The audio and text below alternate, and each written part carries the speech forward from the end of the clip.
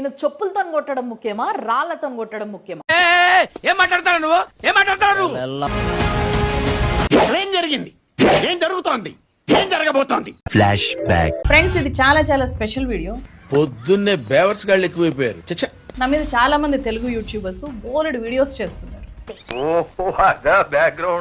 రకరకాల ఉద్దేశాలు నాకు ఆపాదించి రకరకాల పేర్లు పెడుతూ నా మీద వీడియోస్ చేస్తున్నారు. కుర్రోడు కదా, కొంచెం చనువు ఎక్కువ.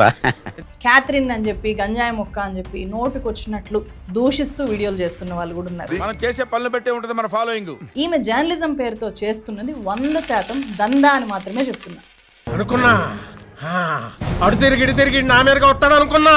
డ్రామా కంటెంట్ తిట్టడంలో షాక్ వేవ్స్ క్రియేట్ చేసి దిగజారుడు కంటెంట్ చేయడంలో ఈమె ఒక queen.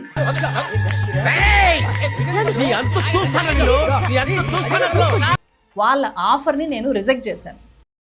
A few moments later. అవునులే, వాళ్ళ ఆఫర్ నువ్వెక్కడ తీసుకుంటావు? 15 ఏళ్ల నుంచి 23 దళిత కుటుంబాలకి అసలు కరెంటే లేదు. వాళ్ళు నీకేమియగలుగుతారు?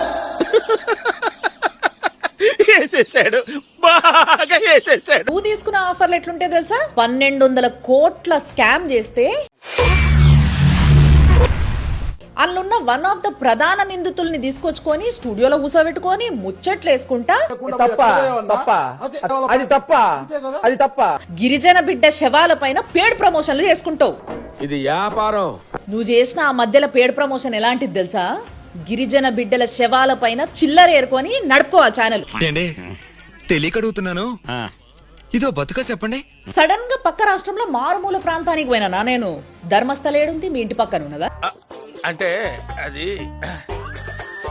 ఏలూరులో ఒక సంటి పిల్ల తలకాయ మొత్తం చితికిపోయింది హాస్పిటల్. ఆ వార్త కూడా కవర్ చేసిన. ఆ చనిపోయిన పిల్ల వాళ్ళ తల్లిదండ్రులు ఇచ్చిరా నాకు డబ్బులు, ఆఫర్లు. ఏంటి నువ్వు ఇలా టక్ టక్ క్వశ్చన్ అడిగితే సమాధానం ఎలా చెప్పాలి? ఇదేమైనా ఐఏఎస్ ఇంటర్వ్యూ ఏంటి? ఆలోచించుకొని. నీ జర్నలిజం గురించి కొంతమంది ఏదో మాట్లాడుతున్నారు. అసలు ఆమె పేరు అది కాదు, గంజాయి మొక్క అని పెట్టాలి. ఇందాక నేను డ్రామా ఆర్టిస్ట్ అని చెప్పి అన్నాను కదా. ఏంది? నాది డ్రామా. నీ ఇన్వెస్టిగేషన్ జర్నలిజం ఎట్లుంటది ఇప్పుడు నేను చెప్తా చూడండి. ఆ వీడియో ఆ ఛానల్లో ఎప్పుడు అప్లోడ్ చేసిండ్రు? నా ఛానల్లో నేను ఫస్ట్ వీడియో ఎప్పుడు అప్లోడ్ చేసిన?